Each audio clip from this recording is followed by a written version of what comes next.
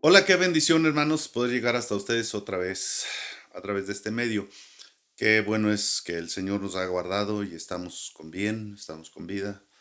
Y pues quiero invitarles para orar y plantear este tema del lugar santísimo. Padre, en el nombre de nuestro Señor Jesucristo estamos delante de ti y te damos muchas gracias por la oportunidad que nos das y te rogamos que esto sea de bendición para nosotros, Señor, y que podamos, Señor, considerar toda vez que nos acercamos a ti, cuál es nuestra posición delante de ti, Señor. Que podamos llegar delante de ti humildemente, Señor, y buscando que tú, Señor, nos hagas aceptos en tu presencia. Amén. Muy bien, hermanos, pues para hablar del lugar santísimo. En Éxodo capítulo 26, versículo 31 al 34. Está situado en la escritura que nos habla sobre este tema. El lugar santísimo era el área íntima del tabernáculo y del templo en Jerusalén y contenía el arca del pacto y el propiciatorio. Dentro del arca se encontraban las tablas de la ley, en resumen, que es un resumen de la ley, Éxodo 24, una porción del maná, según Éxodo 16, un testimonio del cuidado de Dios sobre su pueblo. La vara de Aarón que reverdeció y dio fruto en una sola noche. Prueba de que Aarón fue elegido por Dios, según Números capítulo 17. También sobre el arca se encontraba el propiciatorio, según Éxodo 25, con dos querubines sobre ella. Los querubines estaban presentes en el Edén, en el desalojo del hombre, y aquí en recepción de él, del hombre. Solo el sumo sacerdote podía acceder allí una vez al año, el día de la expiación. Primero debía expiar sus propios pecados y luego los del pueblo. El lugar santísimo estaba separado del resto del tabernáculo por un enorme y pesado velo azul, púrpura, carmesí y lino torcido, bordado con querubines de oro. Según Levítico 16:2 dice, y Jehová dijo a Moisés, di a Aarón, tu hermano, que no en todo tiempo entre en el santuario detrás del velo, delante del propiciatorio que está sobre el arca, para que no muera, porque yo apareceré en la nube sobre el propiciatorio. Levíticos 16:32 al 34 dice, hará expiación el sacerdote, que fuere ungido y consagrado para ser sacerdote en lugar de su padre, o sea, habla de la descendencia de Aarón, y se vestirá las vestiduras de lino, las vestiduras sagradas, y hará la expiación por el santuario santo y el tabernáculo de reunión. También hará expiación por el altar, por los sacerdotes y por todo el pueblo de la congregación. Y esto tendréis como estatuto perpetuo para hacer expiación una vez al año por todos los pecados de Israel. Y Moisés lo hizo como Jehová le mandó. El velo y los ritos realizados por el sacerdote son un recordatorio de que el hombre no debe entrar a la presencia de Dios descuidada o irreverentemente. Aún el mismo sumo sacerdote, antes de entrar en el lugar santísimo, él debía, el día de la expiación, tenía que lavarse manos y pies, vestir una ropa especial, ofrecer un sacrificio para expiar sus pecados, los propios. Según Éxodo 28, según Levítico 16 y según Hebreos capítulo 9, versículo 7. Lo que ocurrió en el lugar santísimo fue insólito cuando Cristo fue crucificado. San Mateo 27, 50 al 51 dice, mas Jesús habiendo otra vez clamado a gran voz, entregó el Espíritu. Y he aquí el velo del templo se rasgó en dos, de arriba a abajo. Ni 4 ni 8 hombres juntos podrían haberlo rasgado. Aunque alguien lo quiera desmitificar, Jesucristo es el mediador de un nuevo pacto. Y este pacto fue ratificado. Podemos acercarnos confiadamente al trono de la gracia, porque el cuerpo de Cristo fue rasgado en la cruz, así como el velo del tabernáculo. Hebreos capítulo 10, versículos 19 y 20. Nuestro acceso a Dios es a través de Cristo, el justo por los injustos para llevarnos a Dios. Así podemos acercarnos confiadamente al trono de la gracia. Hebreos capítulo 10, versículo 11. Nosotros no tenemos necesidad de los sacrificios que no pueden quitar los pecados. Los sacrificios eran una tipología del Cordero de Dios. San Juan 1:29. Dice que Juan vio a Jesús que venía hacia él el día siguiente a cierta actividad. Y entonces dijo de él: he aquí el Cordero de Dios que quita el pecado del mundo. Dios es accesible y está disponible. Esa es una bendición bien grande.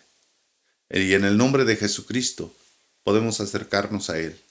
Pues Jesús mismo dijo: todo lo que pidieres al Padre en mi nombre, yo lo haré. La barra divisoria fue rasgada de arriba a abajo. Cristo es el camino nuevo y vivo para ir al Padre. Él dijo: yo soy el camino, yo soy la verdad y yo soy la vida. El sumo sacerdote era una persona que deberíamos de pensar en él, de qué manera se acercaba para celebrar la ceremonia más importante. Con cuánto temor debería acercarse a Dios. Cuánta reverencia debe haber sentido al presentarse ante Dios. Cuánta seriedad tenía que procurar quien arriesgaba su vida por cumplir con la elección de la que fue objeto. Cuánto respeto imponía el portar las vestiduras sagradas. Cuánta responsabilidad ofrecer sacrificios para purificar el santuario. Cuánta consagración para presentarse a favor del pueblo que ha pecado en ignorancia. Estar a la altura de la elección divina realmente no es cualquier cosa. De eso dependía su dignidad y su propia vida. Mientras afuera la congregación de Israel, para mí, esperaba tensa y expectante por saber si Dios había aceptado el sacrificio o no.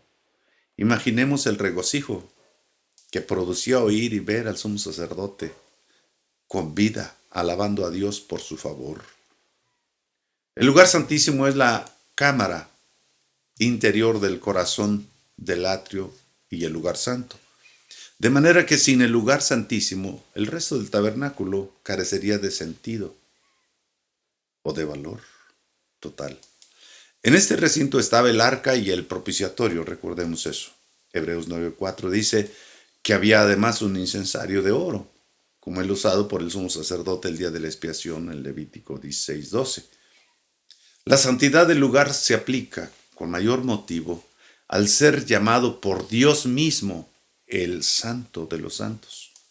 Solo el día de la expiación el sumo sacerdote celebraba la ceremonia más importante de todas.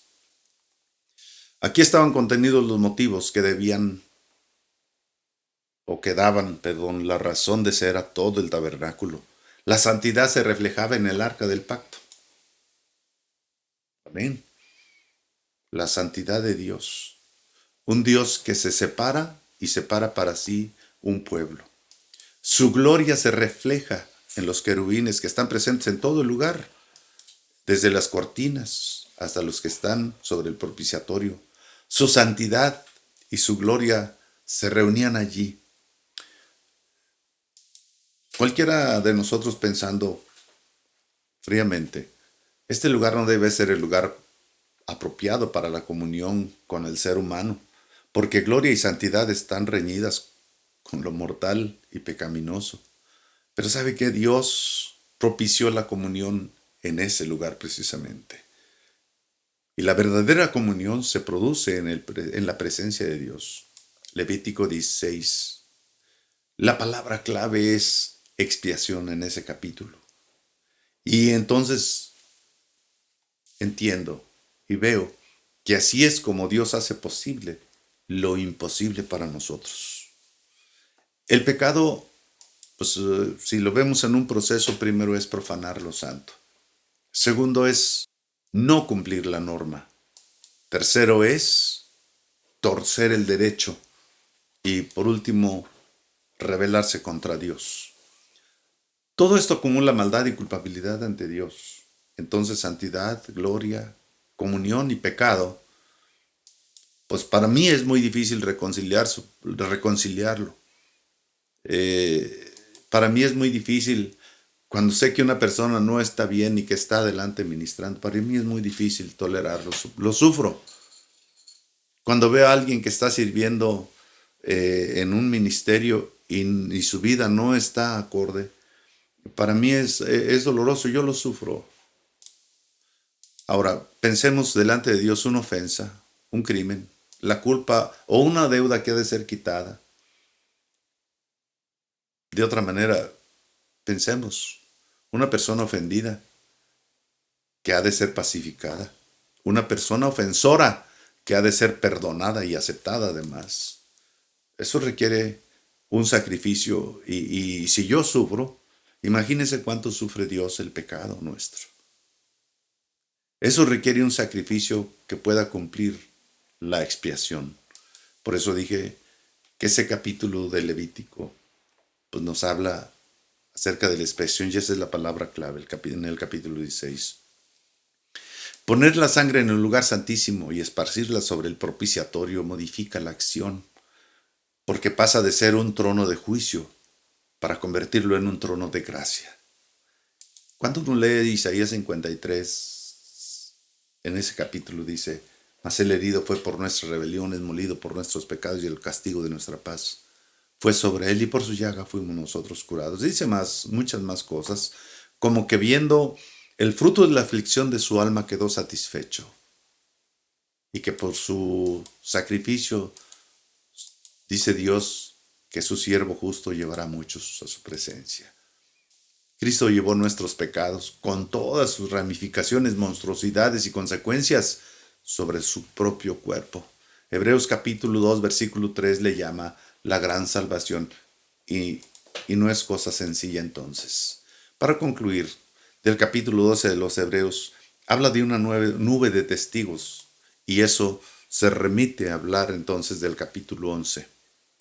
Y esta nube de testigos, esta lista que encontramos allí en el capítulo 11, nos motivan a despojarnos de todo peso y del pecado que nos asedia para correr lo que nos falta para llegar delante del Señor y estar en su presencia por siempre. Puestos los ojos en Jesús, el autor y consumador de la fe. Si vemos y oímos, es porque no hemos muerto combatiendo todavía contra el pecado. El Señor a quien ama disciplina y azota a todo aquel que recibe por hijo. Y la disciplina que viene de Dios es para hacernos santos, es decir, para poder mirar a Dios, porque sin santidad, recuérdelo, nadie verá a Dios. La acción de sus manos debe ser pronta y la resolución de su pie debe ser firme. Emparejar el camino siempre va a costar trabajo. Estar en paz con todos y ser santos para ver a Dios, la verdad cuesta. Nosotros no vimos arder la montaña, ni la oscuridad, ni las tinieblas, ni la tempestad. No oímos la trompeta, ni la gran voz del que ordenaba. Si hasta una bestia que tocara el monte debía morir, Moisés mismo expresa que él estaba espantado y temblando por lo que allí estaba sucediendo. Sin embargo, nosotros nos hemos acercado, dice, a la ciudad de Dios vivo, a Jerusalén la celestial, a la compañía de muchos millares de ángeles, a la congregación de los santos, o de los primogénitos, que están inscritos en los cielos, a Dios el juez de todos, a los espíritus de los justos hechos perfectos. Amén. Nos hemos acercado a Jesús, el mediador del nuevo pacto, a la sangre rociada que habla mejor que la de Abel. Si a Moisés que les amonestaba no oyeron y murieron, ¿qué será de nosotros si no oímos al que amonesta desde los cielos? El que una vez conmovió la tierra, ahora, según la Escritura, según este capítulo, conmoverá la tierra y los cielos y solo quedará lo inconmovible. Así que recibiendo nosotros un reino inconmovible de gloria, tengamos gratitud y mediante ella sirvamos a Dios con temor y reverencia, porque nuestro Dios es fuego consumidor. Padre, muchas gracias por permitirnos acercarnos a ti. Dijera Isaías, siendo de labios inmundos y habitando en medio de un pueblo con labios inmundos. Nos permites ver tu gloria en nuestras vidas, ver el cambio de personas, Señor, que han sido drogadictos, borrachos o adúlteros o ladrones o asesinos, y nos puedes permitir ver cómo tú haces redención en ellos, Señor, y cómo tú los cambias y les das una nueva vida. Te damos gracias, Señor, porque de lo vil y de lo menospreciado nos has escogido a nosotros para venir y tomar tu nombre en nuestros labios, siendo tú tan santo, siendo el Dios Todopoderoso.